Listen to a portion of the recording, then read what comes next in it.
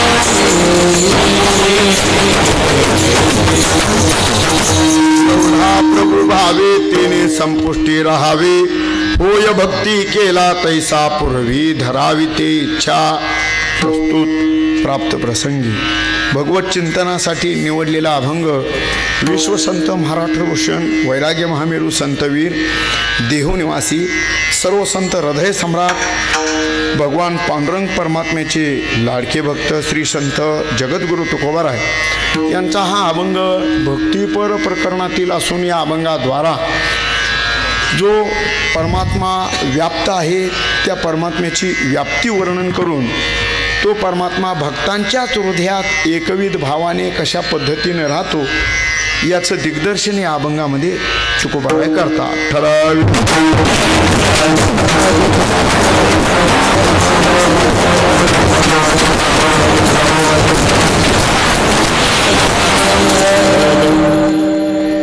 सुजन मायबाप, आपली ही ऐतिहासिक नगरी, भगवान परमात्म्याच्या निजतत्व स्वरूप असणारी, अज म्हणजे न जन्मणारी पण सर्व जगताला प्रसवणारी अशी निर्गुण स्वरूप आणि सगुण स्वरूपानेही नटलेली, सर्व भारतवर्षातच नव्हे तर सर्व जगतात आदिमाया शक्ती आहे. त्या आदिमायेचं शक्तीचं स्वरूप म्हणजे आपल्या या ऐतिहासिक नगरी राशीनगाव या गावातील असणारी माता जगदंबा भवानी. या जगदंबेच्या मंदिर प्रांगणात चालत असलेला अखंड हरिनाम सप्ताह, ग्रंथराज ज्ञानेश्वरी पारायण सोहळा, अनेक दिवसापासूनचा हा जुनाट सप्ताह, 43 वर्षापासूनचा चालत आलेला हा सप्ताह.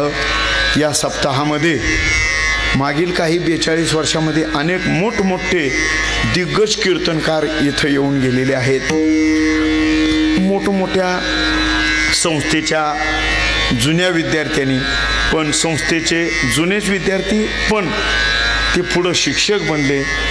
आदर्शवत असणारे वारकरी संप्रदायाला ज्येष्ठ श्रेष्ठ मंडळी, ही थोर मंडळी, या थोर मंडळींच्या कीर्तन सेवेने आजपर्यंतचा चालत असलेला आपला हा अखंड हरिनाम सप्ताह, या सप्ताहातील यंदाच्या वर्षाची माझ्याकडे आलेली ही सेवा. खरं तर हे सगळं तुमचं नियोजन, एवढं भव्य दिव्य शोभा बघितली, आमच्यासारख्याचं एवढ्या मोठ्या सप्त्यात काही काम नाही. आम्ही साधी माणसं, आम्ही नांगरगट्टे म्हणा, आम्ही आवता हाकणारी माणसं आम्ही.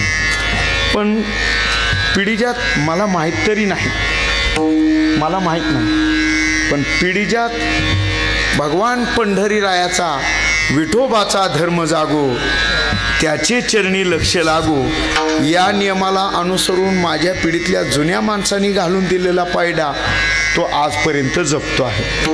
आता 4 पिढ्या तर होऊन गेल्याच असतील म्हणा, आता पुढेही होतील.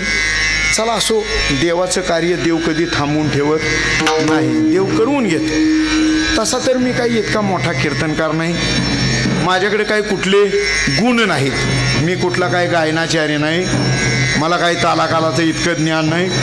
मी सर्वसामान्य साधा आणि वारकऱ्यात राहिलेला मनुष्य असल्यामुळं कदाचित मी आपल्याकडे क्षमा मागतो. कदाचित चिंतन करीत असताना, चिंतन करताना कदाचित चुकीचे शब्द माझ्या वैचित्र्य बुद्धी दोषामुळं, कदाचित माझ्याकडं शब्द दरिद्रता आहे त्याच्यामुळं, आणि माझ्या चंचल स्वभावामुळं जर काही चुकीचे शब्द गेले तर, आणि तुम्ही सर्व राशीनकर मंडळी जर तुमच्याजवळ आईवडिलाचं काळजी असेल तर या शंकरबुवाला माफ करा. नाही माफ केलं तरी माझं काही बिघडायचं नाही. आपलं काय, आम्ही साधी माणसं असल्यामुळं आता तुमच्या पुढं बोलायचं म्हटल्यावर आम्हाला दडपणच येतं. कारण इथं अनेक मोठमोठे ज्येष्ठ श्रेष्ठ कीर्तनकार, ज्यांचं महाराष्ट्रात सगळीकडे नाव आहे, असे मोठमोठे कीर्तनकार येऊन गेलेले आहेत. त्यांची कीर्तनं श्रवण करणारी तुम्ही माणसं आहात. धोंडा महाराज ना, म्हणूनच म्हणालो, पहिले संस्थेचे शिक्षक, जुने विद्यार्थी म्हणून म्हणालो मगाशी मी. ज्येष्ठ श्रेष्ठ मंडळींची इथं कीर्तनं झालेली आहेत. आढाव बाबांनी एक मुद्दा सांगितला, दोंडाबाबा इथं येऊन गेले. आता दोंडाबाबांचं कीर्तन वाजवणारा माणूस इथं समोर आहे. दोंडाबाबांचं कीर्तन वाजवणार आमचे बाबा आढाव बाबा. एक सांगू का, ह्या माणसांना त्यांच्या मांडीवर बसलेल्या त्यांच्या नातवापेक्षा लहान असतानापासून त्यांना पाहिलंय मी. आमचे गुरुवर्य पुंडलिक महाराज वेळूकर, नामदेव अप्पा शामगावकर, आमच्या तिकडले आणखीन तरडगावचे ते नाना बापू वगैरे जुनी माणसं, या जुन्या माणसांची कीर्तनं आमच्या परिसरात बाबांनी वाजवलेली आहेत. लय जुनं जाणतं पखवाजे, लय जुने जाणते, लय जुनं पखवाजे होते. काय कोणा ठाऊक आमच्या नशिबाने आम्हाला चांगल्यांचं ऐकायला मिळालं. चांगल्यांचं म्हणजे जे वारकरी संप्रदायाशी निष्ठ राहिले त्यांचं, असं म्हणतोय मी. बाकीचं समजून घ्या. ठला विठ्ठल.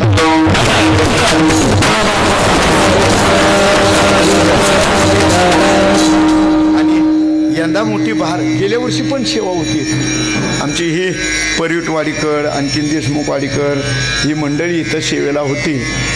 ही परिसरातली, आपल्याच राशीन परिसरातली असणारी ही वाड्या वस्त्यांवरील ही गुणजन गायक वादक मंडळी, त्यात आणखीन भर यंदा म्हणजे ही आपली आळंदीकर गुरुजन मंडळी, ज्येष्ठ श्रेष्ठ गायन विशारद, मृदंग विशारद ही सगळी. मग जाधव महाराज असतील, प्रकाश महाराज असतील, आमचे सदानंद बाबा. सदानंद महाराज तुम्हाला अतिशय लहान असल्यापासून पाहतो, पण मगाशी नाव आठवलं नाही, त्याबद्दल क्षमा करा. हे लेकरू लहान होतं सदानंद बाबा. आम्ही 80 नंबरात चालवतो, हे 98 नंबर. एवढं गोरपान आणि शेलाट पोर, शेलाट अगदी शेलाट, अगदी लहान. आता आमच्या वयाची 55 संपली. असं का कोणास ठाऊक, पण महाराष्ट्रात बरं का जाधव बाबा, महाराष्ट्रात कुठेही अगदी महाराष्ट्राच्या बाहेर कर्नाटकात सुद्धा गेली 27 वर्षापासून कीर्तन करतोय. मी काही मोठा कीर्तनकार नाही, पण गुरुजनांचा आशीर्वाद, माझ्या घरात जुने वारकरी होऊन गेले त्यांचाही आशीर्वाद, आणि या निमित्ताने तुम्हा सर्व श्रेष्ठ मंडळींचं दर्शन, तसंच आपल्या या सप्ताहाचं मुख्य नेतृत्व असणारी आपली ही सप्ताह कमिटी, त्याच्यात हत्ती के पाव में सबके पाव.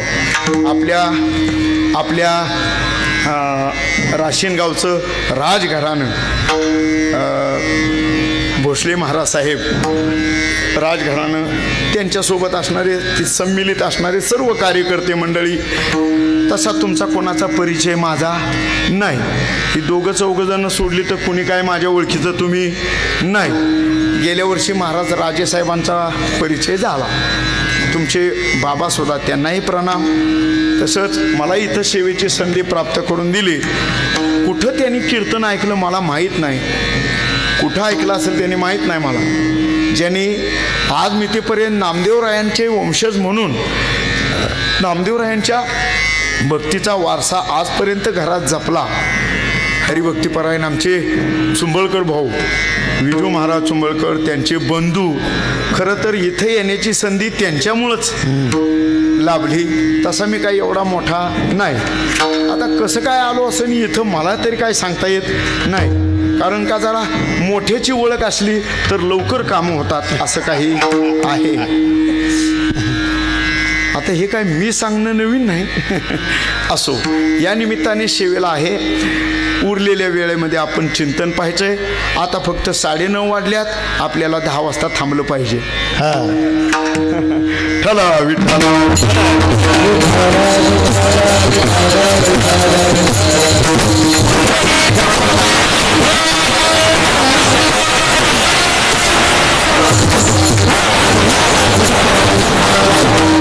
एवढा प्रभू भावे तेने संपुष्टी राहावी.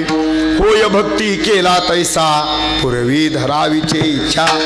जगद्गुरु तुकोबाराय परमात्म्याची व्याप्ती वर्णन करून तो परमात्मा भक्तांच्या हृदयात भावाने कसा राहतो याचं वर्णन या अभंगामध्ये आहे. सुजन मायबाप, परमात्मा सर्व व्याप्त आहे अशी त्याची सत्ता आहे. मग तो परमात्मा दृष्टीगोचर का होत नाही याचं कारण, तो परमात्मा पाहण्यासाठी मनुष्याची दृष्टी तितक्यात योग्यतेची नाही. केवळ महात्मेच परमात्म्याला पाहू शकतात.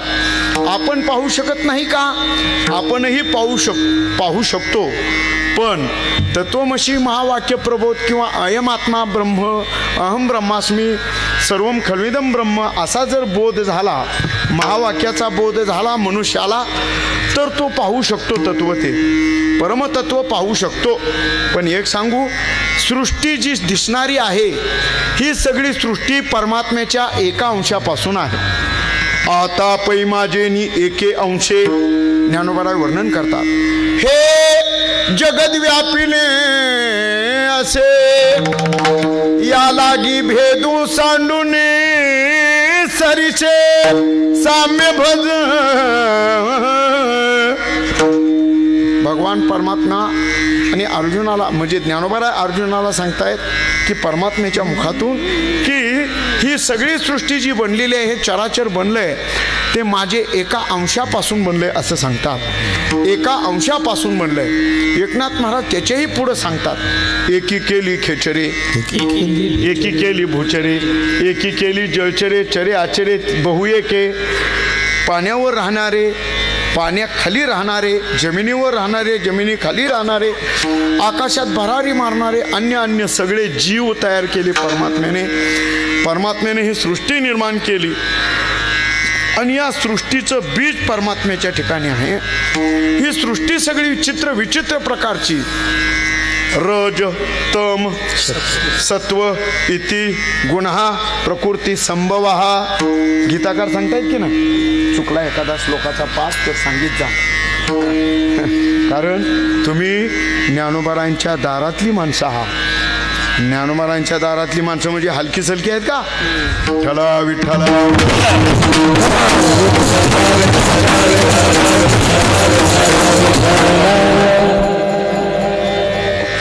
काय माहिती का, अशी चांगली माणसं असली ना की जरा बोलायला दडपण येत, आणि अशी माणसं कोणी नसली की काही दडपण दिलं तरी चालतं. चालतं जमतं. पण इथं सगळी ज्ञानी माणसं आहे. सांगायचा मुद्दा असा, परमात्म्याच्या अंशापासून सगळे हे त्रिगुणात्मक जगत तयार झालं. या त्रिगुणात्मक जगताचा करता परमात्मा आहे. मग या परमात्म्याने हे जगत निर्माण करत असताना स्वतःच्या संकल्पाने तयार केलेलं नाही, त्याला एक असणाराला एकस्याहम द्वितीया म्हणजे एक असलेल्याला दुसरं व्हावं लागलं. जो एक होता त्याला दुसरं व्हावं लागलं. म्हणजे दुसरं आहे ते काय, एकाच्याने काही होत नाही, एकाच्याने होतच नाही. तुम्हाला इथले इथं पुरावा देऊन सांगतो. महेश दादा, आपण जो पकवाज वाजवतो तो पकवाज नाद कसा निघतो पहा. नाद निघतो, नाद कसा निघतो, नाद निघतो जो काही अक्षराचा असेल तो. पण ते अक्षर व्यक्त होतं का? तुम्ही तो बोल वाजवाल, तो धा ता न क हे वाजवाल, ही त्याची अक्षर असतील, ओळख असेल. पण तो क हे अक्षर, धा हे अक्षर प्रगट होते का? ते त्याचं निर्गुण स्वरूप आहे. म्हणून याला नाद ब्रह्म म्हणतात. म्हणून हे पकवाज म्हणजे विठ्ठल आहे. आमचे नामदेवप्पा सांगतात, जो ह्याची सेवा करतो ते हे पकवाज त्याची निष्ठेनं सेवा करणाराला पोटभर जेवू घालतो. पुढचं ऐकलं नाही तुम्ही? टाच लावून वाजवणाराला नाही जीव घालत. खरं असा आता जाऊ द्या मोर विठ्ठला विठ्ठला.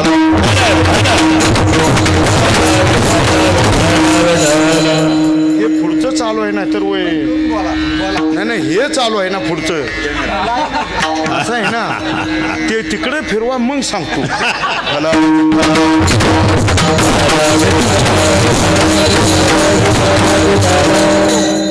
सातारी भाषेत सांगितलं. जाऊ द्या. जरा काय सातारी माणसं जरा अवमिळीत असतात. मुद्दा काय सांगत होतो, मृदंगातून पखवाजातून निघणारा नाद आहे. तो नाद व्यक्त स्वरूपाने होत नाही, तो आहे कसा, निर्गुण स्वरूप. पण सांगा बरं, हा नाद निघण्यासाठी नुसती एकच पुडी वाजवून जमणार आहे का? काय लागते सांगा? दोन्ही पुड्यांची गरज आहे ना, दोन्ही पुड्यांची गरज आहे. एका बाजूला शाईपूड आहे, एका बाजूला धूम आहे. या दोन्ही पुड्यांची गरज आहे. मग या दोन्ही पुड्यांमधली एकच पुडी वाजवली तर जो पाहिजे तो नाद व्यक्त होणार आहे का? नाही. नाद व्यक्त होण्यासाठी जसं मृदंगाच्या दोन्ही पुढ्या आहेत, अहो तेही जाऊ द्या, तेही जाऊ द्या. प्रत्येकाला परमात्म्याने बोलण्यासाठी मुख दिलेलं आहे. मुख मुख जरी शब्दाची निर्मिती परावाणीत होत असली तरी ती परावाणीत व्यक्त झालेला, परावाणीत निर्माण झालेला शब्द बाहेर येण्यासाठी कुठली वाणी पाहिजे? वैखरी पाहिजे. बरं, ती वैखरी नुसती एकाच ओठाची असून जमेल?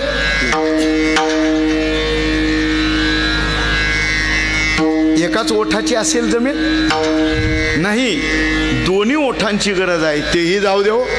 आपण भजन, आपण कीर्तनात बसतो, कीर्तनकारांनी सांगून सुद्धा आपण टाळी वाजवत नाहीत, आपलं वाजवतो.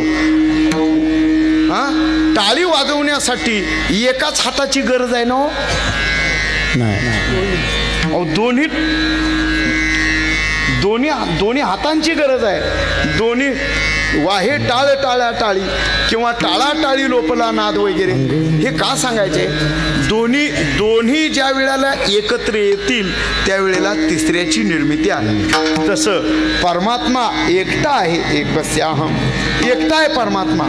पण परमात्म्याला एकट्याला करमत नाही म्हणून तो दुसरा झाला, तो मायेच्या रूपाने.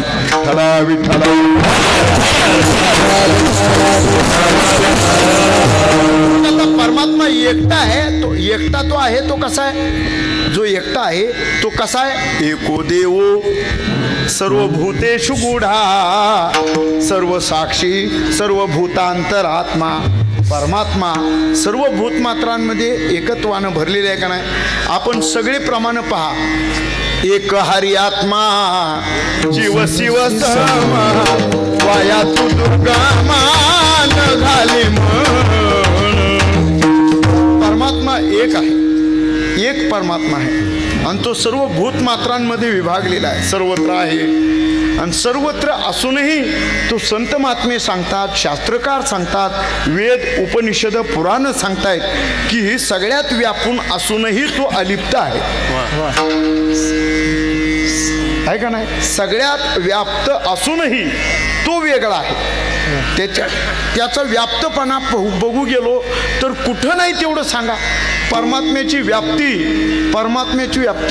कुठं नाही म्हणाल. भरोनी मुरला चराचरी, भरोनी मुरला चराचरी, भरोनी मुरला चराचरी, भरोनी मुरला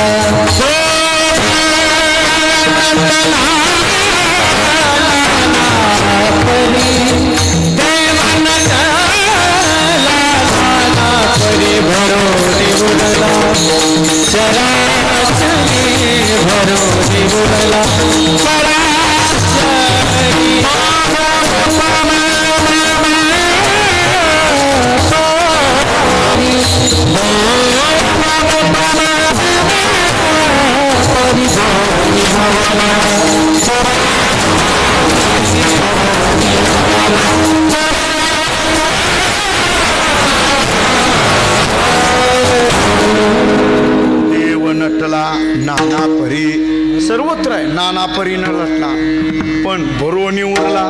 पुन्हा अनेक तो शिल्लक आहे. त्याचं स्वरूप मात्र काय अनाकलनीय आहे, अनिर्वचनीय आहे.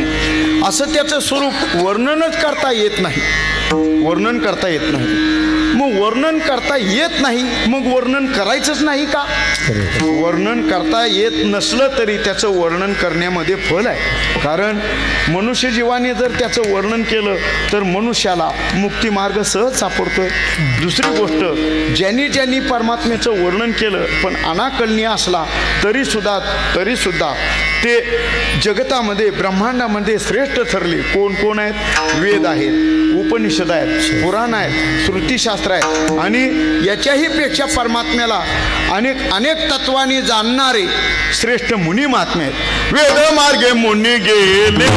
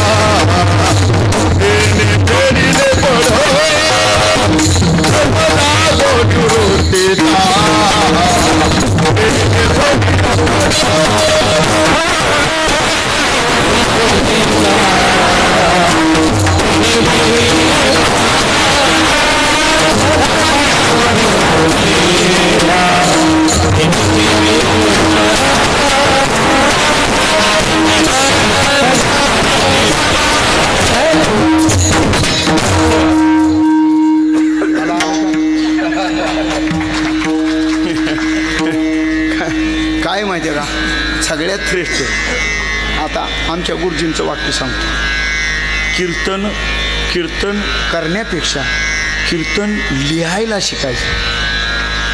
आमचे गुरुजी म्हणायचे कीर्तन करायचं कमी, लिहायचं भरपूर. आणि गुरुजी म्हणायचे एकच अभंग बरं का. सदानंद बाबा आमचे गुरुजी बालाजी महाराज येडके हे कोरोनाच्या झाला त्याच्या आदल्या वर्षी ज्ञानोबारांच्या समाधीच्या दिवशी माईकवर बोला महाग आळंदीतच देह ठेवला. का मला सवय नाही होती ऐकू आहे ना. आमच्या लेखी येरती माईक असं नाही. तुम्हाला नाही कळेल त्याला यांना सांगतो. हे आळंदीकर आहेत ना म्हणून. आमचे गुरुजी आळंदीकर संन्यासी होते. समाधी सोहळ्याच्या दिवशी बरोबर त्याच दिवशी देह ठेवला आणि संन्यासी होते. जवळजवळ 92 वर्षाचं आयुष्य लाभलं. सांगू पठाडे महाराज आणि रामराव ढोक इकडे असे विद्यार्थी दशेत होते तेव्हा आमचे गुरुजी त्यांना सदरे घेऊन द्यायचे. साधं व्यक्तिमत्व, साधं. कुणी त्यांना म्हणत नसं हे मोठे कीर्तनकार संन्यासी आहेत. पण त्यांनी सांगितलेलं सांगतो. एकच अभंग, एका अभंगाची 100 कीर्तनं करायची. का करायची?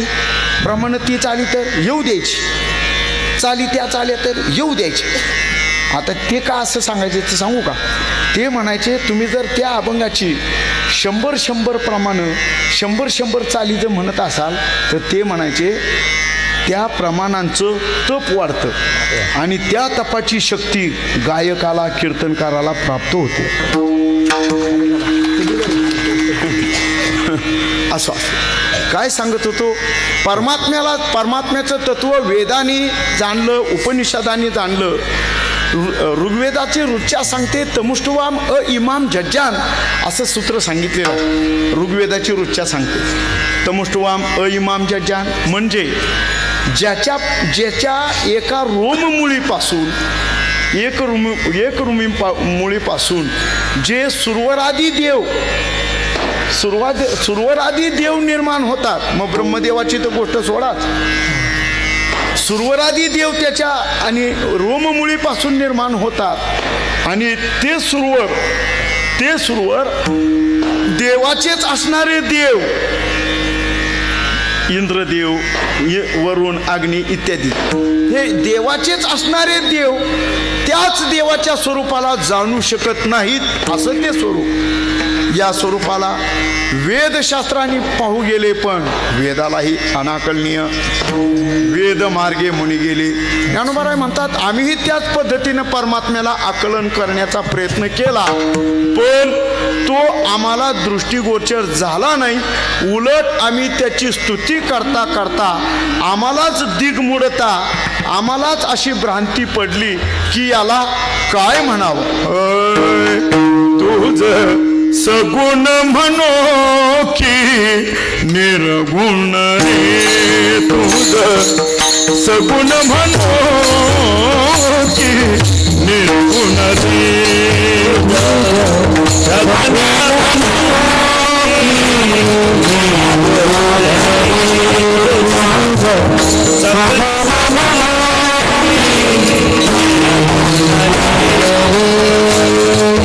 सगुण निर्गुण एको गोविंद रे. सगुण निर्गुण एको गोविंद रे. सगुण निर्गुण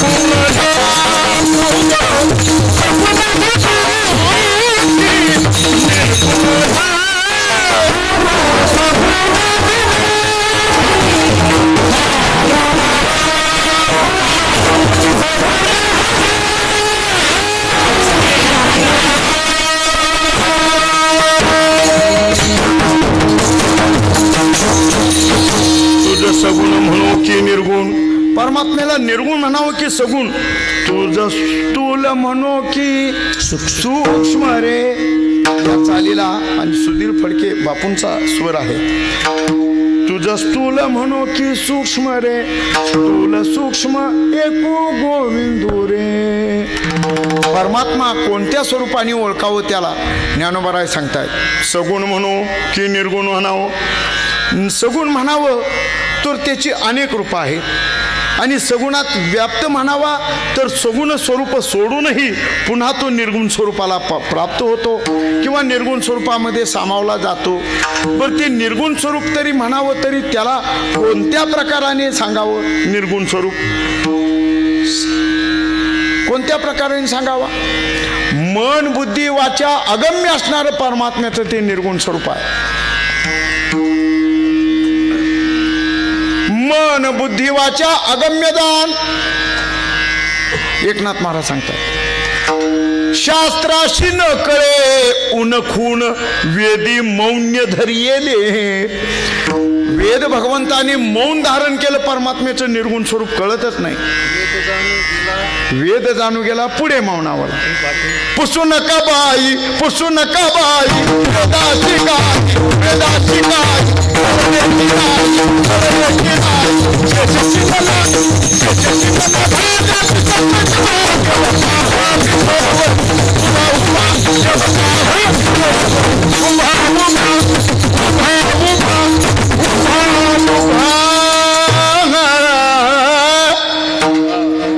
परत म्हणा परत म्हणा परत. पुसू नका बाई वेदाशी काही कळलेच नाही. वेदालाच परमात्म्याच्या स्वरूपाचा बोध झाला नाही तर तुमच्या आमच्यासारख्या अल्पायशी माणसाला परमात्म्याचा बोध कधी होणार आहे? वेदाला परमात्म्याचा बोध झाला नाही, तो संत महात्म्यांना प्राप्त झाला, मुनी महात्म्यांना झाला. मुनी महात्म्यांनी तरी अनेक प्रकाराने सायास केली, अनेक प्रकाराने सायास केली. तेव्हा कुठं वेगवेगळ्या प्रतीतीला तो परमात्मा आला जगद रूपाने. या सृष्टीतील अन्य अन्य अन्य अन्य पदार्थांकरवी परमात्मा व्याप्त दिसू लागला. म्हणून तो कुठं नाही असं नाही, सर्वत्र आहे. असा तो एवढा एवढा नुसतं एवढा एवढा केवढा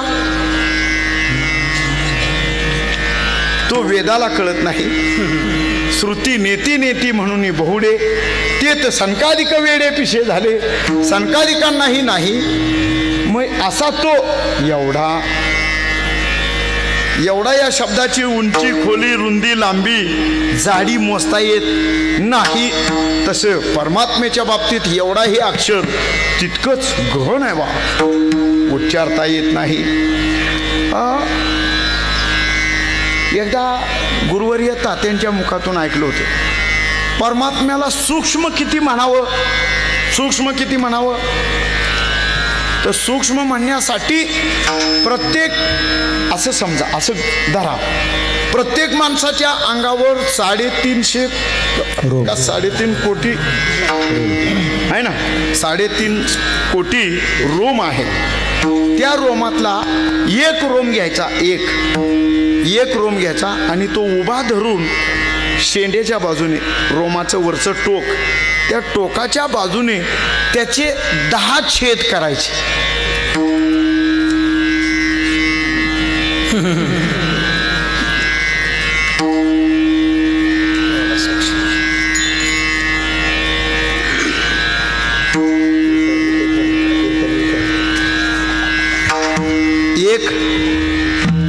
एक केस, एका केसाच्या वरच्या शेंड्याचा जो असा उभं धरून त्याचे 10 छेद करायचे.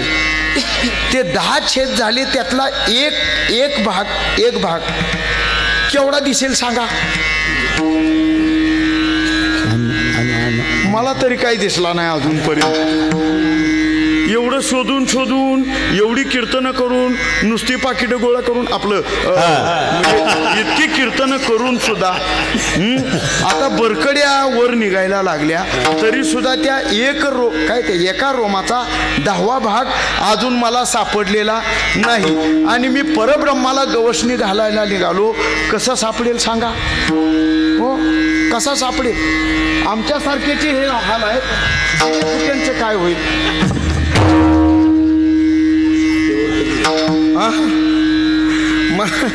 मला मुद्दा सांगायचे, त्या रोमाचा 10वा भाग जितका एवढा सूक्ष्म आहे परमात्मा तेवढा एवढा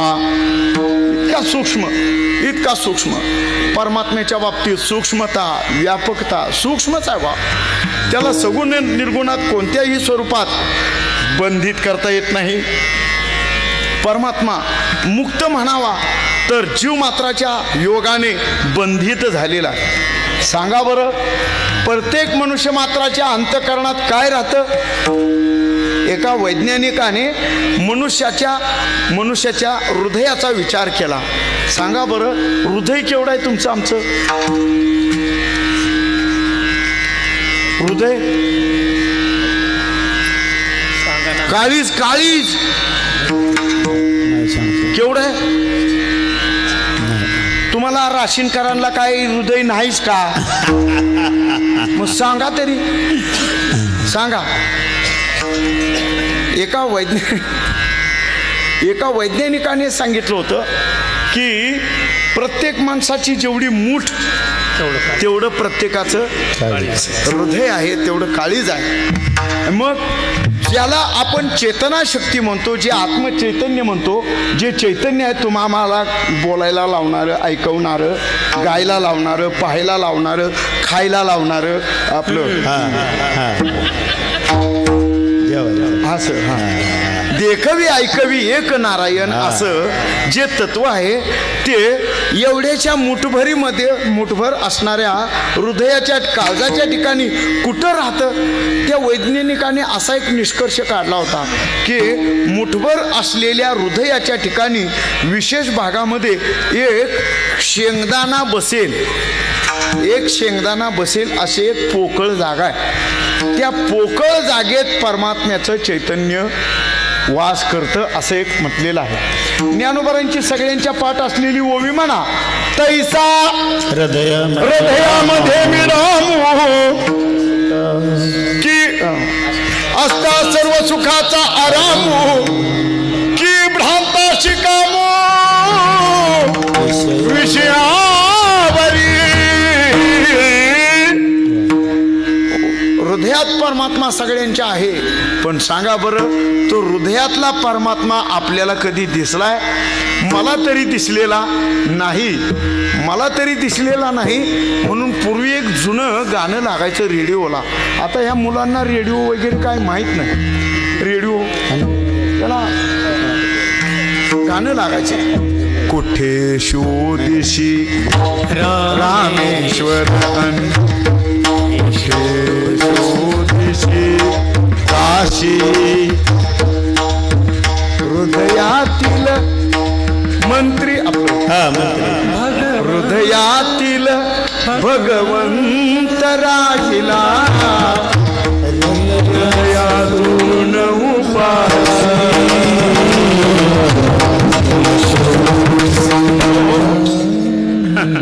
हृदयातील भगवंत, हृदयात असणार परम चैतन्य, हृदयात असणारी जी चेतना शक्ती, परमतत्वाची शक्ती ती हृदयात राहते. सांगा बरं, इथं आता भारत मातेच्या या भूमीत किंवा भारत मातेच्या भूमीमध्ये, या भूमीत, या मातीत जाऊ द्या भारत मातेचं, आपल्या राशीन गावात तुमच्यासह मी सुद्धा, आपल्या सगळ्यांच्या हृदयात ती चैतन्य राहतं.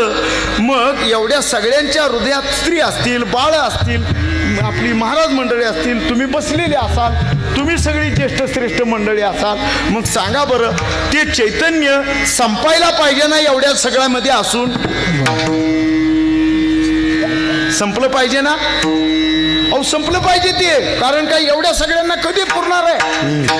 आपण आपली काल्या दिवशी जवळजवळ काय ते 25-30 क्विंटलची बुंदी काही वेळानं ती संपलेली असते ना बुंदी, नुकती. शेवटच्या माणसाला साधी एक कळी सुद्धा मिळत नाही, आहे का नाही? काल्याच्या दिवशीची बुंदी सगळ्यांना पुरून संपून जाते, तीच बुंदी सगळेजण घेऊन जातात, प्रसाद म्हणून खातातही.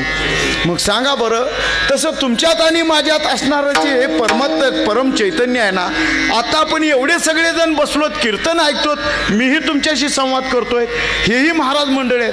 सांगा बरं, मग सगळ्यांच्यात राहून ते संपलं पाहिजे ना? संपलं पाहिजे का नाही? पण संपलंय का? नाही. भरून उरला चराचरी आहे का नाही? हो. तो नाही ऐसा ठाव उरलाचे कवळ, उरलाचे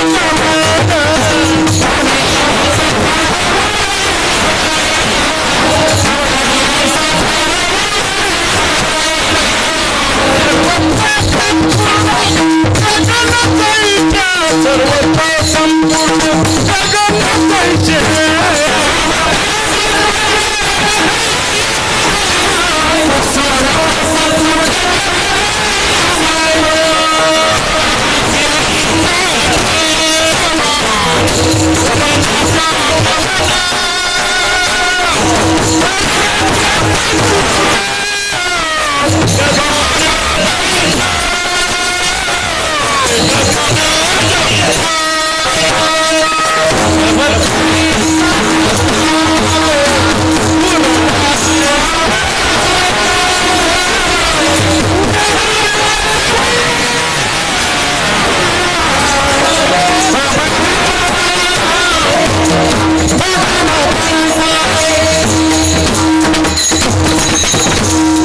ऐसा ठाव उरला शे कवन.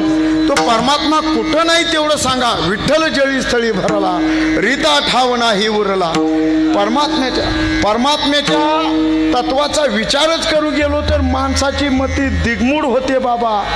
वेदशास्त्राला मौन पडते तर माणसाचं काय? एवढा सूक्ष्मातला सूक्ष्म, स्थूलातला स्थूल, निर्गुणातला निर्गुण, अजूनही कितीही धरा. परमात्म्याचं स्वरूप इतकं आहे. तो नाही ठाव ऐसा उरला शे गवन. परमात्मा कुठं नाही. नामदेवरायांनी त्याची व्याप्ती सांगताना पर्याय म्हणून सांगितलाय. पर्याय म्हणून सांगितलं. कुठं नाही? सर्वत्र संपूर्ण गगन जैसे. गगन म्हणजे आकाश. आकाश कुठं नाही तेवढं सांगा. आकाश कुठे आहे? अहो आकाश कुठं नाही, सगळीकडे आकाश आहे. सगळीकडे आकाश आहे. समुद्राच्या सीमेवर गेलात, समुद्रापर्यंत गेलात तरी आकाश आहे. नाही, मला असं म्हणायचे, एखाद्याला वाटलंच, काही नाही वाटलंच, या आकाशाचा अंत शोधूनच काढायचा. जे आकाश कुठं टेकलंय म्हणून शोधूनच काढायचा. इकडून पटपट गाडी चालवली आणि तो गेला तिथं कुठं आपल्या समुद्राच्या किनारी. तिथं आकाश टेकलेलं दिसत होतं, पण तिथूनही आकाश टेकलेलं दिसलं नाही. मग त्यानं काय केलं, ते नाववाल्याला काही पैसे दिले. नाववाल्याला पैसे दिले. त्याला सांगितले, बघ माझ्यासाठी एकट्यासाठी हे आकाश जिथं टेकलंय तिथंपर्यंत समुद्रात नाव घेऊन चल. अगदी समुद्रात खोलवर गेला, लांबपर्यंत गेला. आतमध्ये जिथं समुद्राचा म्हणजे नौकेशी असणारं जे सूत्र आहे, होकायंत्र, दिशादर्शक असणारं होकायंत्र बंद पडलं. होकायंत्र चालेना. मग मात्र ते याच्या नावेला दिशाही कळेना आणि त्यानं त्या नावेत उभं राहून सगळीकडं पाहिलं, आकाश कुठे. ज्ञानोबाराय सांगतात, ज्ञानोबाराय म्हणतात, परमात्म्याच्या एका अंशात नभ तुझी माझी खेळ लपी-थपी. जे आकाश परमात्म्याच्या स्वरूपात लपंडाव खेळतंय. लपी-थपी म्हणजे आपण जशी मुलं लहान असताना आपण लपाछपीचा खेळ खेळत होतो ना. याने लपायचं, जे सगळ्या जणांनी लपायचं आणि एकानं सगळ्यांना शोधून काढा. आपण त्याला काय म्हणायचो? लपाछपीच म्हणायचो ना. लपाछपी खेळ खेळतो. सांगा बरं, एकटा सगळ्यांना शोधून काढ काय, पण एक तरी असा असतो की जो त्याला सापडतच नाही आणि मग तो त्याच्या पाठीमागू येऊन त्याला काय म्हणतो, धप्पा घाल. टप्पा घालतो, मग पुन्हा आणखीन त्याला दुसरं राज्य असतं. हे वेगवेगळ्या ठिकाणी लपतात. हे जसं तसं हे आकाश तत्व आहे. पंचमहाभूतातील हे महाभूत आहे. हे आकाश परमात्म्याच्या स्वरूपात लपंडाव खेळतय. मग परमात्मा किती व्यापक असेल सांगा. असा तो एवढा. मग त्याच्या स्वरूप गुण लक्षणांचं काही वर्णन होणार नाही, होऊ शकत नाही. रंगरूप नाम नाही जा रे का. परमात्म्याच्या रूप गुणांचं वर्णनच करता येत नाही. मग हा एकटाच आहे. परमात्मा एकटा आहे. पण परमात्म्याला एकट्याला जगत रचना करता येत नाही. म्हणून आपल्यापासून संकल्पित करणारी ही आदी पुरुषाची मायेला निर्माण केलं. एकले न कंठेची म्हणून येणे केली निर्माण 14 चंद्र सूर्य निरागणे बांधली महाभूते भौतिका भिन्या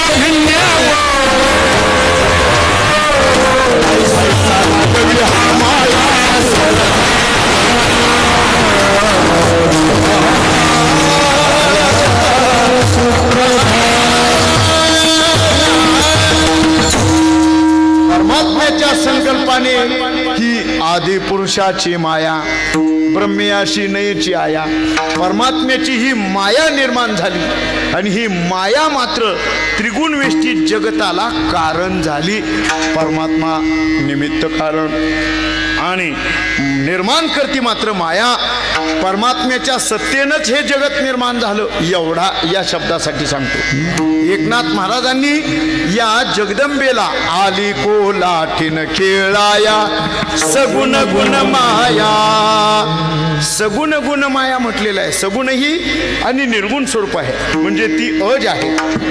अज आहे. याच्याकडं हिच्याचे या मायेशी अज तत्वाची. अज म्हणजे अजा म्हणजे न जन्मणारी. अजा म्हणजे न जन्मणारी पण परमात्म्यापासून प्रसवलेली. त्याचाची संकल्प झाला त्या ते प्रसवतावो निळोबराय सांगतात. परमात्म्याचीच प्रसवलेली ही माया. या मायेनं सगुण निर्गुण स्वरूपाचे आणि खेळ खेळले. म्हणून परमात्म्यालाही मायेचा संग करून आपली स्वरूप त्याच पद्धतीनं घ्यावी लागली. येते का पहा लक्षात. परमात्म्यालाही कधी राम बनावं लागलं, कधी कृष्ण बनावं लागलं, कधी वामन नरसिंह बनावं लागलं. हे परमात्म्याच्या निर्गुण सगुण स्वरूप असणारी, सगुण निर्गुण स्वरूप असणारी ही माया, अनादी असणारी माया, तिला अज का म्हटलेलं आहे. म्हणजे जन्मत नाही. अजा असं का म्हटलेलं आहे तिला. आजा दोन अर्थाने. आजा कोणाला म्हणतात. संस्कृतात आजा हा शब्द न जन्मनाने असला तरी मराठी कोशात आजा शब्दाची व्याख्या करताना आजा म्हणजे शेळी. शेळी शेळी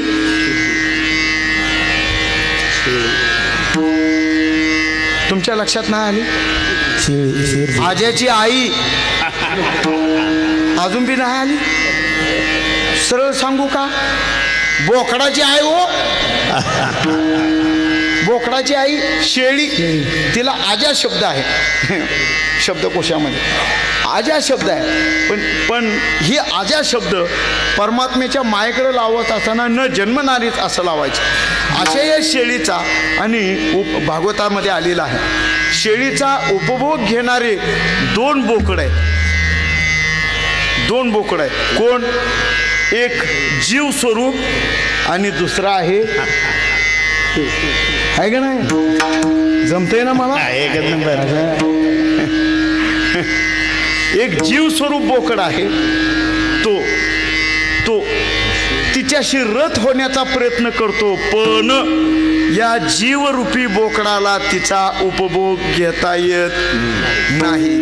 आणि शिवस्वरूप जो बोकड आहे तो तिच्याकडे न पाहताच तिच्याकडे पाठ फिरवून तटस्थ आहे. जीव बोकड म्हणजे तुम्ही आम्ही. आपण जीव बोकड आहे म्हणून आपल्याला न सांगितलेलं बरं. जीवाला मायेचं उल्लंघन होत नाही. येते का पहा लक्षात? जीवाला मायेचं उल्लंघन होत नाही आणि परमतत्व म्हणजे शिवस्वरूप असणारा जो बोकड आहे किंवा तो शिवतत्व आहे, या शिवतत्वाच्या सम्मिलित माया सहज राहू शकते, कारण त्याचीच सत्ता. एकनाथ महाराजांचं एक जोहार प्रकरणातलं एक भारूड आहे, याच्यातलं आलेलं पद सांगतो तुम्हाला.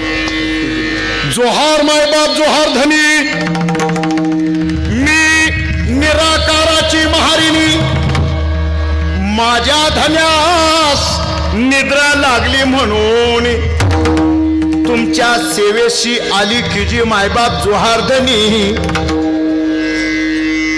ती पुढे सांगते, माझे धनी एकुलते एक होते,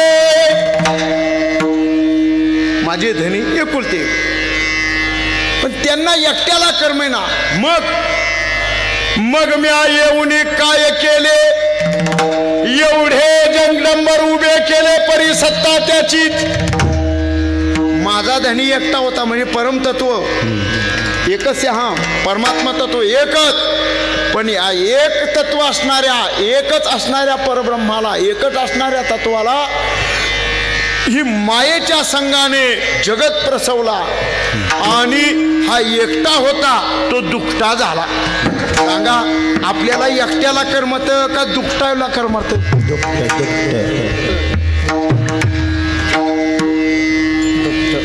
काय कायला अजून दुखत नव सुखत बी नाही. मिळी गाड्या पळून याला बायोडाटा पाठव, त्या पाहुण्याला सांग आम्हाला दुखत एखादं घाऊ द्या. काय कायला अजून नाही, अजून म्हणतात काय बरं का राजे महाराज आम्हाला म्हणतात, महाराज तुम्ही महाराष्ट्रभर फिरत असता, मग आमच्या पोराला पोरगी बघा. म्हणजे महाराजांना काय पुरी बघायचा धंदा काढला? अरे म्हण महाराज, बरं का महाराज जर पुरी बघल तर कीर्तन करील का रट्ट खाईल? काय सदा मी बाबा. अरे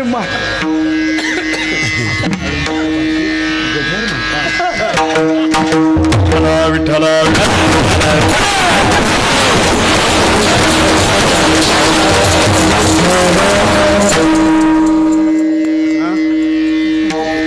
एकटाच हसतोय गडी, एकटा नाही, सगळ्यांना घेऊन हसावं, असं एकटं नाही हसावं. काय दुखतं व्हावं, प्रत्येकाला दुखतं होण्याची इच्छा आहे पण होत नाही.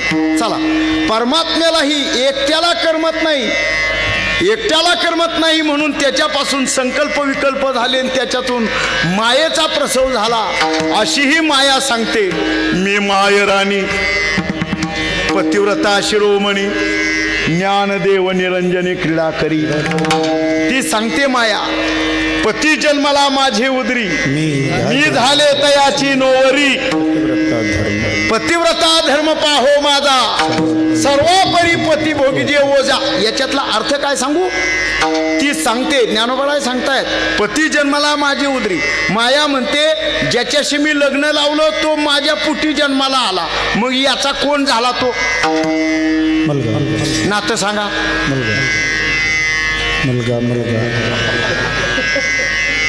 ती माया सांगते, पती जन्माला माझी उदरी म्हणजे माझा नवरा माझ्या पोटी जन्माला आला. शब्दशः अर्थ, माझ्या पोटी जन्माला आलेला माझा नवरा आणि परत मी त्याच्याशी लग्न लावलं, म्हणजे मग हा कोण झाला सांगा? तुमच्यात असली नात्या गोत्याची काय भानगडच नाही का? अख्ख्या राशीनाथ. अरे माया सांगते, माझ्यापासून परमात्म्याचा प्रसव, म्हणजे ती माया म्हणते ब्रह्मा विष्णू महेश ही मजत एकता झाले. बरोबर का नाही? बरोबर. ही माझ्यात एकच झाली. ही काय ते प्रपंचात रोविला वेळू. पुढं इंद्रचंद्र ब्रह्मादिक म्हणे माझे बाळू, आहे का नाही? बाळू बाळू. हे सगळे इंद्रचंद्र महेंद्र माझी बाळ आहेत. ब्रह्मदेव सुद्धा माझं बाळ आहे. ही सगळी देवानं धरलेली रूप ती माझी बाळ आहेत. आणि ज्याच्यापासून ही बाळ झाली तोही माझ्या पोटी जन्माला आला. मग सांगा बरं, बायकोच्या पोटी मुलगा जन्माला आला आणि जो जन्माला आला त्याच्याशीच या आईनं लग्न लावलं. येते का बघा लक्षात? या कशी विचित्र रचना आहे पहा. मायेकरवी भगवान परमात्म्याचा प्रसव मानला तरी पण माया कशी आहे? दैवी हे शागुणमयी मम माया दुरतया.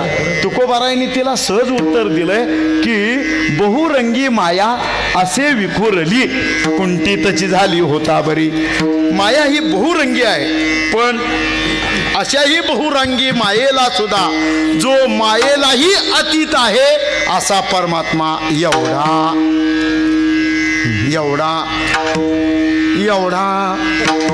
संपलं. आपली वेळ ही संपली. मायेला जो प्रसवणारा परमात्मा एवढा, मग तो दिसत नाही. नैनम छिंदती शस्त्राणी नैनम दहती पावका न चैनम क्लेदेन त्यापो न शोषयती मारुता अजो नित्य शाश्वतोयम पुराणो न हन्यते हन्यमाने शरीरे किंवा समोहम सर्वभूतेषु. सगळी ही पद त्याच्याशी लावून पहा. परमात्मा कसाच नाही. मग कसाच नाही तरी सुद्धा तुकोबाराय सांगतायत का नाही एवढा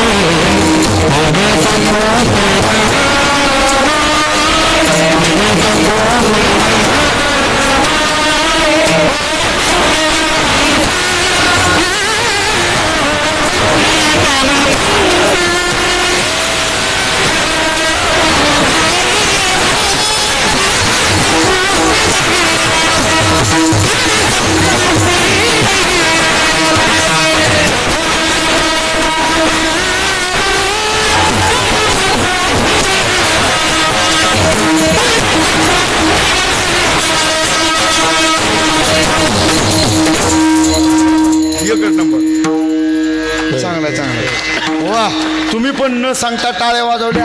अजून एक नंबर. कीर्तन संपल्यानंतर गुळाचा खडा बक्षीस घेऊन जा. चांगला नाही म्हणूनच ऐका एवढा प्रभू भावे. आता तुम्ही चाल चांगली म्हणली गाड्या. पहिली चाल द्रुपद. आता सांगतो आम्ही जे शिकलो ते सांगतो.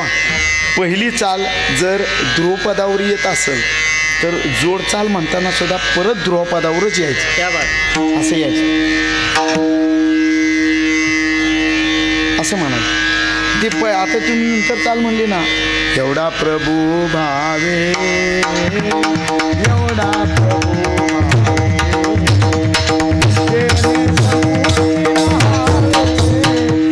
तेने संपुटी राहावे होय भक्ती केला होय भक्ती केला. पहिली चाल ध्रुवपदावर असेल तर दुसरी बी चाल ध्रुवपदावर आणायचं. वा, हे विशेष संप्रदायाचं वजन आहे. जुन्या माणसाकडून शिकलो, मला माफ करा तुम्हाला सांगितल्याबद्दल. विठ्ठला विठ्ठला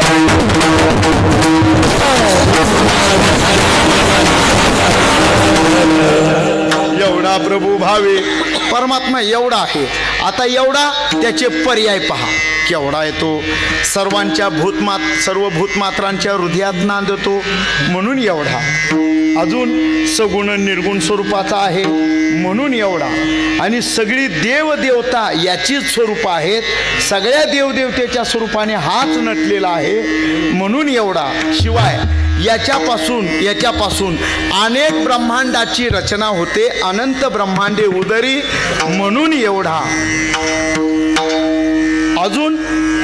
अजून सांगू.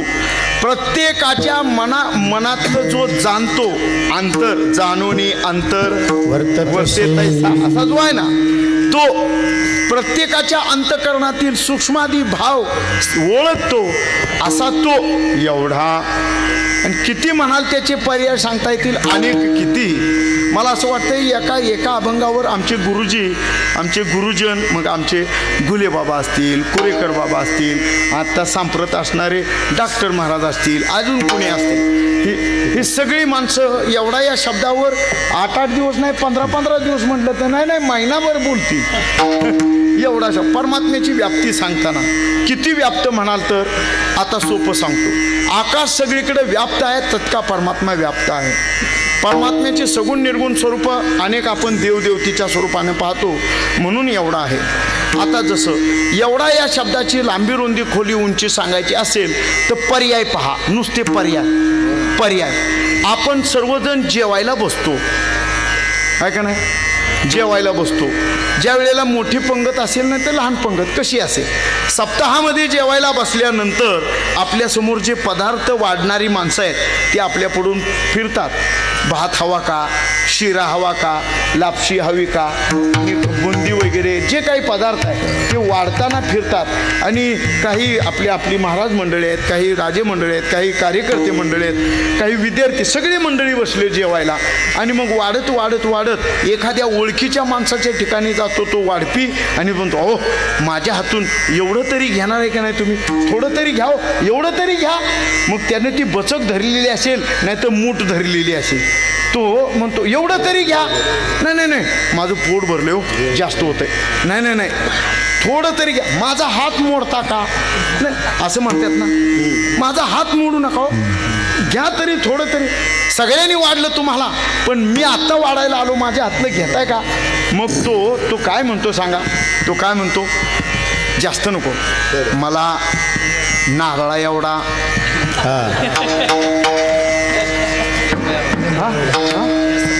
जास्त मोठा झाला जरा कमी करू.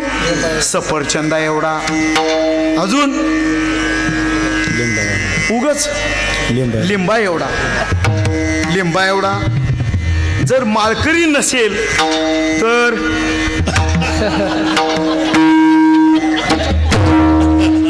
तुमच्या लक्षात आलं म्हणायचं. ठला विठ्ठला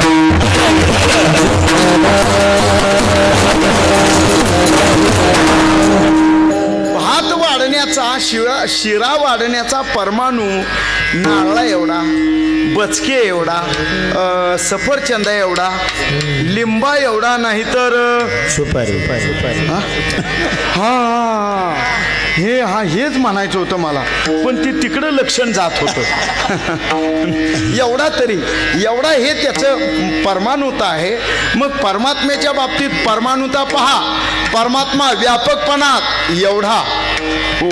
जो परिपूर्ण परब्रह्म व्यापक गे माये, जो परिपूर्ण परब्रह्म व्यापक गे माये, व्यापक गे माये, व्यापक गे माये.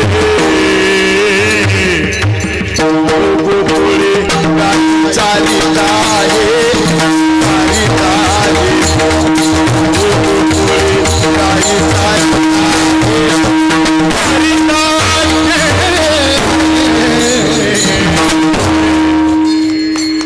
एकनाथ महाराज सांगा. जो परिपूर्ण परब्रह्म व्यापक एवढा सगळीकडे भरून उरला. व्यापक विठ्ठल जळी स्थळी भरला सगळ्यांच्या प्रमाण पाठ आहे. सर्वा घटी राम देहादेही एक सूर्यप्रकाश कसत रश्मी. इतका व्यापक आहे, इतका व्यापक, व्यापुनी ठेला चराचर. बर व्यापकपणात याच्यासारखा दुसरा कुणी नाही. अजून सगुण निर्गुण स्वरूपाने याच्यासारखा कुणी नाही. बर याच्यासारखा नामात कोण मोठा आहे का सांगा. तुमची आमची नावं किती दिवस राहतील. भारी भारी तर 5 पिढ्या. आपलाही कुणीतरी खापर पंजोबा होता, आपलाही कुणीतरी खापर पंजोबा होता आणि आपलाही कुणीतरी खापर परतून असणार पाहिजे. असणार आहे ना. आपलं नाव त्यावेळेला असणार आहे का. नाही. मी माझ्या आजोबांच्या वडिलांचं आज्याचं नाव सांगेन, पण त्याच्या मागच्यांचं नाव सांगता येते का.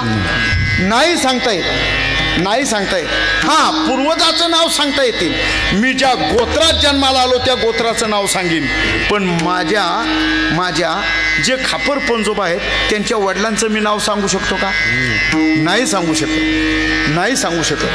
हे परमात्म्याची अशी पहा कसे आहेत. परमात्म्याचंही तसंच आहे. कोणत्या स्वरूपाने परमात्म्याच्या रूपगुणाला सुरुवात झाली हेही सांगता येत नाही. परमात्म्यानं मूळ स्वरूप कोणतं धारण केलं हे सांगता येते का. नाही सांगता येत. एका मला वाटतं कुणी एक व्याख्यात्याने, मोठ्या व्याख्यात्याने सांगितलं की आपली ही जी पृथ्वी आहे अशी पृथ्वी, या पृथ्वीवर जितके जीव आहेत तसे अन्य पृथ्वी आहेत आणि त्या पृथ्व्या जवळजवळ 98 आहेत. 98. आपली पृथ्वी 99 आहे आणि इथं या पृथ्वीवर जसा मनुष्य लोक आहे, आपण जीव लोक राहतो. गाई म्हैस कोंबड्या कुकड्या सगळं, शेरडं बोकडं डुकरं कुत्र्याची पिल्लं सुद्धा, शेरडं सगळी राहतो. तसं त्याही अनेक पृथ्वी आहेत, त्याच्यावरही तितकी जीवसृष्टी आहे असं सांगितलं. इतकी जीवसृष्टी. चला मानू घटकाभरात कल्पभेदाने मानू सगळी सृष्टी आहे, पण सांगा बरं या सगळ्या 98 पृथ्वीवरच्या जीवसृष्टीला जीवदान करणारा कोण आहे. अहो परमात्माच आहे ना. म्हणजे सगळ्यांचं रक्षण करणारा, सगळ्यांचा पोशिंदा परमात्मा आहे. याच्यासारखा पोशिंदा दुसरा कोणी नाही. पोषितो जगासी एकला तो एवढा. अजून त्याचं नाम जितकं तो व्यापक आहे त्याच्यापेक्षा नाम सुद्धा व्यापक आहे. गगनाहून वाढ नाम आहे, गगनाहून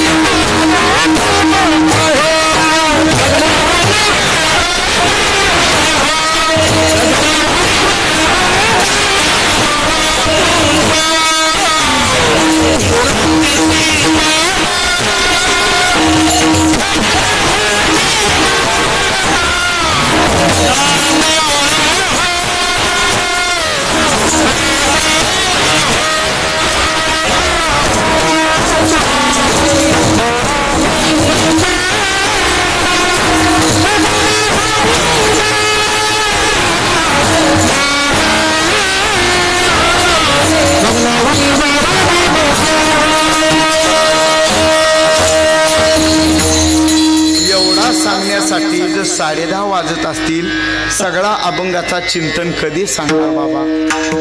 गगनाहुनी वाढ. परमात्म्याचं नामचिंतन गगनापेक्षा वाढ आहे. इतका नामाने व्यापक परमात्मा एवढा. अजून सांगा परमात्म्याच्या स्वरूपाने, मग सगुण स्वरूपाने पहा. परमात्म्याची सगुण स्वरूप पहा.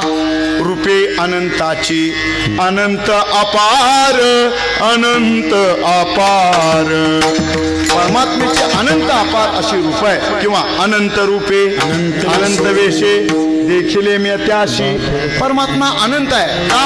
याला अनंत जशी रूप आहेत तशी गुणही त्याची अनंत आहेत. अनंत गुण त्या ते म्हणून या, अनंत म्हणती माझी या स्वामी ते. अनंत गुण त्या ते म्हणून या. याची रूप अनंत आहे. रूपातही अनंत एवढा दुसरा कुणी नाही. सत्तेत म्हणाल तर सत्तेत ज्ञानोबा याची सत्ता वर्णन करतात. गतीर भरता प्रभू साक्षी, निवास शरणम सुरत, प्रभव प्रलय स्थानम, निधानम बीजमवेयम. जगताचा परमपिता असणारा तो तो परमतत्व आहे. म्या बोलविल्या वेदू बोले, म्या चालविल्या सूर्यू चाले, म्या हलविल्या प्राणू हाले, जो जगाते चालिता मी याची नियमिला साता, जो काळू ग्राशी तसे भूता. परमात्मा काळाचाही काळ, काळाचा नियंता परमात्मा. आणखी पर्वती बैसका न संडावी, समुद्री रेखा ओलांडावी, पृथ्वी भूते व्हावी हे आज्ञा माझी. मग परमात्म्याच्या सत्तेनं सूर्य चंद्र उगवणं मावळणं होतंय, सृष्टीची ओलाढाल होते. तर असा तो एवढा असून भक्तांच्या हृदयात सामावलेला आहे. तो कशामुळं इतका व्यापक असून बर त्याची रूप जर बघू गेलो तर भागवतात आलेला प्रसंग आहे. भागवतात आलेला प्रसंग जरा भजन करा मग सांगतो. विठोबार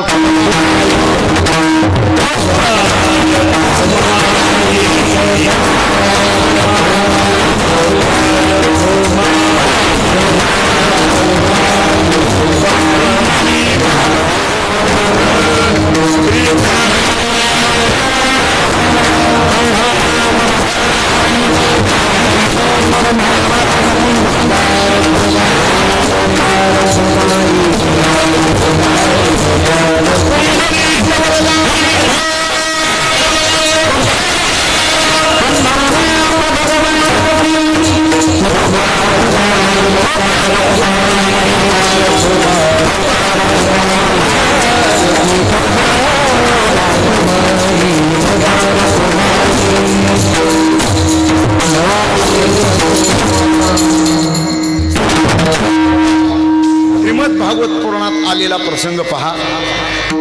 आणि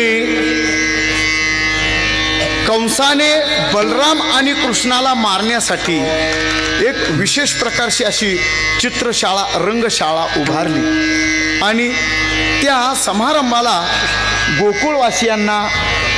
गोकुळवासियांना आणि कृष्ण बलरामाला बोलावण्यात आलं. कंसाची योजना होती की एन केन प्रकारे बलराम आणि कृष्णाला मारायचं, मारण्याचे नियोजन केलेलं त्यांनी. आणि मग त्या चित्रशाळेच्या मुख्य दरवाजात एक हत्ती त्याला मध्ये पाजवून उभा केलेला, त्या हत्तीला उभं केलेलं. तो हत्ती बलराम आणि कृष्णाला जागी ठार मारेल अशी योजना होती.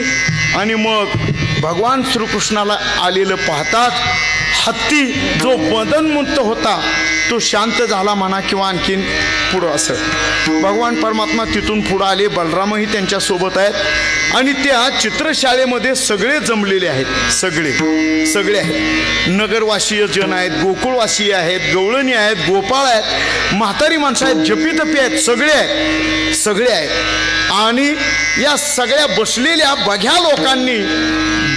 बघ्या माणसांनी सगळ्यांनी या दोन लेकरांना बलराम आणि कृष्णाला पाहिलं आणि प्रत्येकाच्या अंतःकरण वृत्तीत परमात्म्याच्या स्वरूपाचा एक लकेर, परमात्म्याच्या स्वरूपाचं एक विशेष असं तत्व अंतःकरणात उभं राहिलं. मग हे सगळेजण बघणारे, त्याच्यात काही म्हातारी माणसं आहेत, वृद्ध स्त्रिया सुद्धा आहेत, काही तरुण स्त्री आहेत, काही तरुण मुली आहेत, गवळणी आहेत, काही असे बालगोपाल आहेत, काही मध्यम वयाचे आहेत, अशी कुणी राजे लोक आहेत, देवदेवता आहेत, ऋषी सुद्धा आहेत. सगळ्या जणांनी कृष्ण आणि बलरामाला पाहिलं आणि सगळ्यांच्या अंतःकरण वृत्तीत परमात्म्याच्या स्वरूपासंबंधाने कोणकोणते भाव निर्माण झाले हे भागवतातल्या श्लोकामध्ये आलेले आहे. असा लीला विग्रही परमात्म्याचा अवतार एवढा या शब्दाने सांगतो थांबतो. लीला विग्रही परमात्मा बलराम आणि कृष्ण परमात्मा आणि बलराम दोघ जण त्या सभेमध्ये आले. मोठमोठे त्यांना मारण्यासाठी मुष्टिक चानुराज सारखे वीर एका बाजूला ठेवलेले मल्लही होते, कारण यांना मारायचंच होतं. मुख्य सिंहासनावर कंस विराजमान झालेला. आणि मग सगळ्यांनी पाहिलं कुणाला? कृष्ण भगवंताला. पाहिलं आणि प्रत्येकाची अंतःकरण वृत्ती परमात्म्याच्या स्वरूपाशी कशी कशी झाली याचं वर्णन या श्लोकामध्ये आहे. मल्लानाम मशम निर्निरो नर्वना स्त्रीनाम स्मरो मूर्तिमान गोपानाम स्वजनो सताम क्षितिभुजा शास्ता स्वपित्रो शिशु मृत्युर्भोजपतेर विरांग विदुषाम तत्वम परम योगिनाम वृष्णीनाम परदेवतेति विदितो रंगम गत सागर जहा. या श्लोकामध्ये परमात्मा कुणाला कसा दिसला, कुणाच्या वृत्तीवर कसा भास झाला, त्याच्या स्वरूपाचं दर्शन कुणाला कसं झालं या श्लोकात वर्णन आहे. मल्लाना मल्ल जे पैलवान होते त्यांना हिंद केसरी महाराष्ट्र केसरी पैलवान दिसला. मल्लाना मल्ल नेनुना नरवराहा जे चक्रवर्ती राजे होते त्यांना चक्रवर्तीचा सम्राट दिसला. जसे आपले राजे आहेत का नाही, हे राजे, पण या राजांचेही मुख्य राजे शिवाजीराजे. आता शिवाजीराजेच्या पुढे योग तरी राजा आहे का? शिवाजीराजे हे तसं राजे लोकांना चक्रवर्तींना महासम्राट राजा दिसला. निर्नुना नरवरा स्त्रीनाम स्मरो मूर्तिमान स्त्रियांना मूर्तिमंत मदनाचा पुतळा दिसला. मूर्तिमान गोपानाम स्वजनो ही लहान लेकरं यांना आपला खेळगडी आपला सोबती आपला मित्र वाटला. गोपानाम स्वजनो सताम क्षितिभुजा संत महात्म्यांना या सृष्टीवरील धर्म संस्थापना करणारा युगपुरुष दिसला. सताम क्षितिभुजा शास्ता स्वपित्रो शिशु या धर्मशास्त्र असूनही म्हाताऱ्या माणसांना आपला आज्ञाधारक मुलगा दिसला. स्वपित्रो शिशु मृत्युर्भोज पतेर जो मृत्यू तिथं होता काळाचाही काळ तो परमात्मा दिसला. मृत्युर्भोज पतेर विरांग विदुषाम जे वीर होते त्यांना आपल्याही पेक्षा महावीर बलाढ्य वीर दिसला. विरांग विदुषाम तत्वम परम योगिनाम जे जगताचं मूलाधार तत्व शोधणारे योगी महात्मे या योग्यांना जगताचं तत्व दिसला. तत्वम परम योगिनाम पुढं वृष्णीनाम परदेवतेति विदितो जे स्वर्गातले देवदेवता होते त्या देवदेवतांना प्रसवणारा देवादी देव दिसला. असा तो एवढा प्रभू संपूर्ण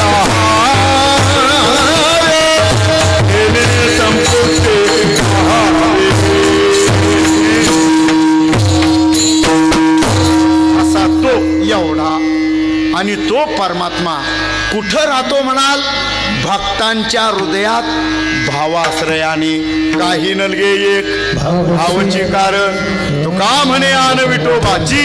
एवढा तो परमात्मा सोपाही आहे आणि तितकाच अवघडही आहे. एवढा प्रभू भावे तेने संपुष्टी राहावे. संपुष्टी म्हणजे हृदयात साठविला राही. पुढं हृदय संपुष्टी बाहेरा दाखोटी मूर्तिवा आणि साठविला हरी जिही हृदय मंदिरी. अजून सांगा उजळले भाग्याचा अवघी चिंता वारली. पुढं संत दर्शनी हा लाभ पद्मनाभ जोडला. पुढं कुठं संपुष्ट हे हृदय पेटी. परमात्मा हृदयात राहतो. हृदयात कसा राहतो आता तेही सांगतो. भक्तांचं हृदय परमात्म्याचं स्वरूप आहे म्हणा, पण तुमचं आमचं शरीर आपल्याही हृदयात राहतो तो सामान्य रूपाने. आपल्या हृदयात राहतो सामान्य रूपाने, भक्तांच्या हृदयात विशेष रूपाने. तो कसा राहतो? आपल्यात जसे 3 गुण आहेत सत्व रज आणि तम. 3 गुण आहेत. आपली ही प्रकृती शरीर प्रकृती ही जी प्रकृती 8 प्रकृती बनली 3 गुणाने. पण त्याच्यातलं जे हृदय आहे ना हृदय मात्र शुद्ध सत्व गुणाचं असल्यामुळं परमात्मा फक्त हृदयातच राहतो. आता मग आमच्या हृदयात नाही का? आहे. मग भक्तांच्या हृदयात नाही का? तो तर आहेच. मग भक्तांच्याच हृदयात आहे हे असं तुम्ही सांगता. भक्तांच्याच हृदयात साठवला. उदाहरण सावता महाराजांनी साठविला जाता त्रैलोक्याचा. जनाबाई महाराजांनी हृदय बंदीखाना केला. मारुती रायांनी पवन तनय संकट हरण मंगल मूर्ती रूप राम लखन सीता सहित हृदय बसहू सुरभूप. तुळशीदासजी सांगतात हृदयात काय तो मारुती रायांच्या हृदयात आहे, जनाबाईंच्या हृदयात आहे, आमच्या सावता महाराजांच्या हृदयात आहे. मग आमच्या हृदयात आहे का? आहे. पण कसा? सामान्य रूपाने. सामान्य रूपाने अतिशय सोपं उदाहरण जसं की प्रकाश देण्यासाठी फक्त वायरच आणली तर समोर वायरीत लाईट नाही का? वायरीत लाईट आहे, पण काय करावं लागेल? एका बाजूची 2 टोकं प्लग मध्ये खुपसावी लागतील आणि ज्याला लाईट लावायचे ती शिल्लक राहिलेली 2 टोकं त्याच्या तोंडात द्यावी.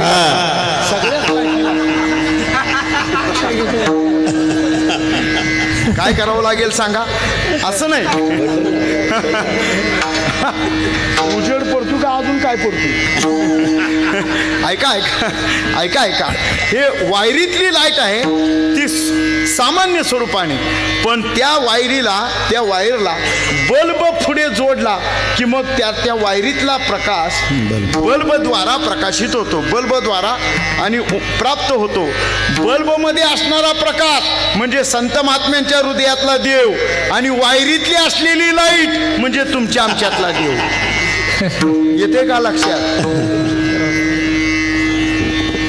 आलं ना लक्षात? बल्बमध्ये प्रकाश तो संत महात्म्याचा, म्हणून संत महात्म्यांच्या हृदयात प्रकाशित असणारा परमात्मा सर्वसामान्य जीवाचं कल्याण करणारा आहे. म्हणून असा तो एवढा प्रभू भावी तेने संपुष्टी राहावे ज्ञानेश्वर.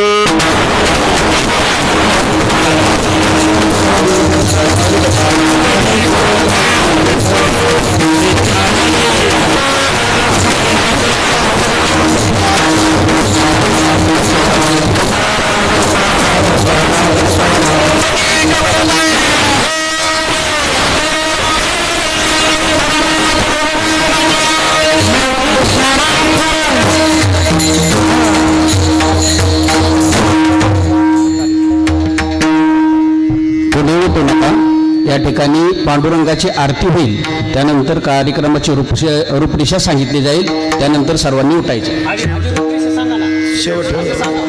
जय विठ्ठल करू विठ्ठल